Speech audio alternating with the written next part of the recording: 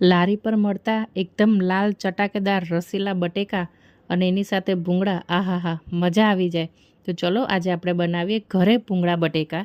જેના માટે મેં 1 થી 1.5 કિલો બટેકા લઈ લીધેલા છે. આમ તમે ચાહો તો બટેકી પણ લઈ શકો છો, પણ મેં આજે બટેકા લીધેલા છે અને એને મેં બાફી લીધેલા છે.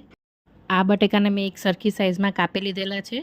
અને હું જ્યારે પણ ભૂંગળા બટેકા ઘરે બનાવું છું ત્યારે પ્રિપરેશન ટાઈમ હું ડિનરના લગભગ 2 થી 3 કલાક પહેલાં રાખું છું, કે જેના કારણે મારા બટેકામાં બધો મસાલો એબ્સોર્બ થઈ જાય. ત્યારબાદ મેં બટેકામાં મીઠું, મરચું, ધાણા જીરું, દળેલી ખાંડ, ચાટ મસાલો અને અડધું લીંબુ નાખેલું છે. આ બધા મસાલા તમે તમારા પ્રમાણે વધતા ઓછા કરી શકો છો. મેં દરેક વસ્તુનું માપ 1 થી 1.5 ચમચી જેટલું રાખેલું છે અને ત્યારબાદ કોથમરી નાખીને બધું વ્યવસ્થિત હલાવી લીધેલું છે.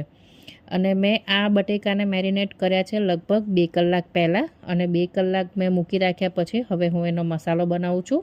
જેના માટે મેં વઘારિયામાં હિંગ નાખેલી છે અને લસણીયો મસાલો નાખેલો છે. લસણીયા મસાલાની રેસીપી મેં પહેલાં પણ શેર કરેલી છે, તમે પ્લીઝ એમાં જોઈ લેજો. અને લસણીયો મસાલો આપણો સરસ રીતે કકડી જાય એટલે એમાં સહેજ સાદું કોરું મરચું નાખું છું અને સહેજ પાણી નાખું છું, કે જેના કારણે મારો મસાલો બળી ના જાય. આમાં હું મીઠું નાખતી નથી કારણ કે મેં ઓલરેડી બટેકામાં મીઠું નાખેલું છે. ત્યારબાદ બસ આપણા ભૂંગળા બટેકા રેડી છે. હવે જે આપણે મસાલો તૈયાર કર્યો હતો એ બધો આપણે બટેકાની ઉપર સ્પ્રેડ કરી દઈશું. ધીમે ધીમે બધા બટેકા ઉપર ઇવન આવે એવી રીતે એને સ્પ્રેડ કરી દેવાનું છે અને સારી રીતે હલાવી લેવાનું છે. બસ આપણા ભૂંગળા બટેકાના રસીલા એકદમ ચટાકેદાર તીખા બટેકા તૈયાર છે. અને જો તમે લસણ ના ખાતા હો તો લસણીયો મસાલો સ્કીપ કરી દેજો, તો પણ આ ભૂંગળા બટેકા રેડી થઈ જશે. મારા ભૂંગળા બટેકા તૈયાર છે અને મેં એને ખજૂરની ખાટી મીઠી ચટણીની સાથે સર્વ કરેલા છે.